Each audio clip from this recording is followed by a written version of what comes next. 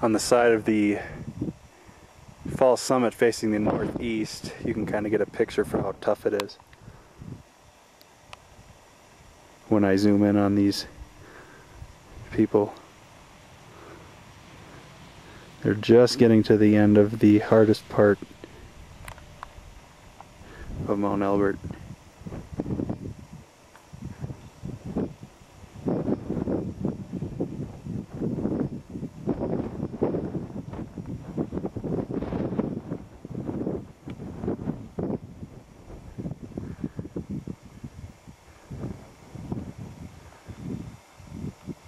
I'm at about 14,000 feet right now. I've only got about another 440 to go to the summit, and it's a little bit before noon. Here I am at the summit of Mount Elbert, elevation 14,440 feet.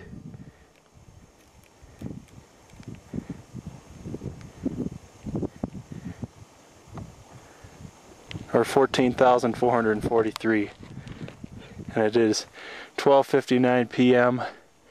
on June 7th, 2010.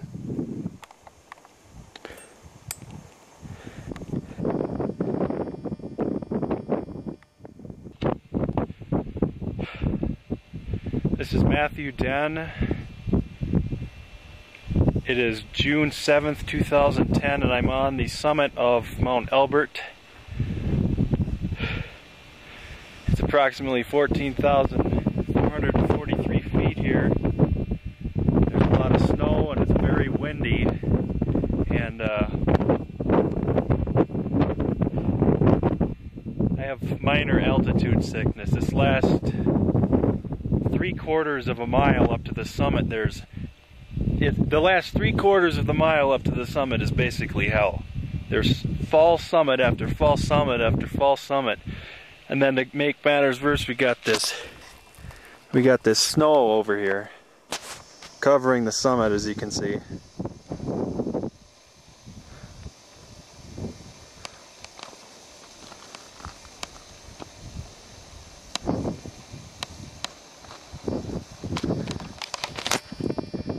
But altogether, the scenery looking towards the, I believe it is southwest, is excellent.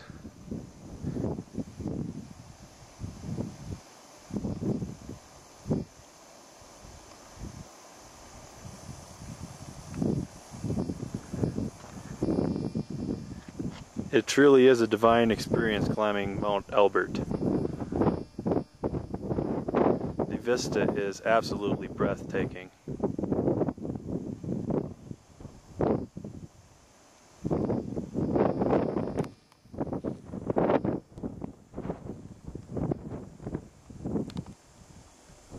Mount Elbert is the... Here, I'm going to turn the camera around. Mount Elbert is basically the highest mountain in Colorado. Mount Elbert is the highest mountain in the Rocky Mountains, the highest peak in the Rocky Mountains, and it's also the second highest mountain in the contiguous United States, with the exception of a mountain in California. I believe it's Mount Whitney, which is 50 or 60, approximately 50 or 60 feet higher.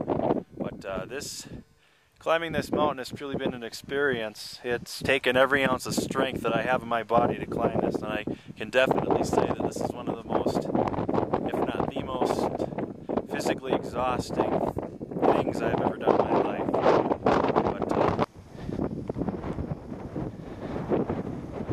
But it's very windy at the top of Mount Elbert. And as you can see, off in the distance, we've got the Twin Lakes. I believe they're called the Twin Lakes anyway.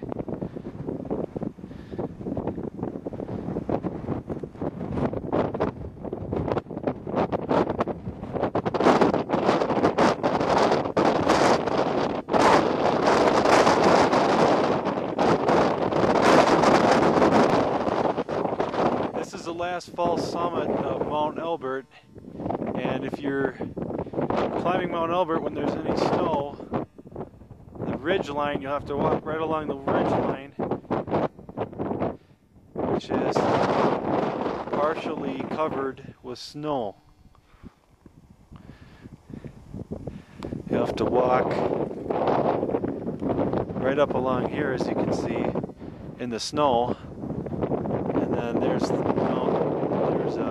peak, the summit of Mount Elbert.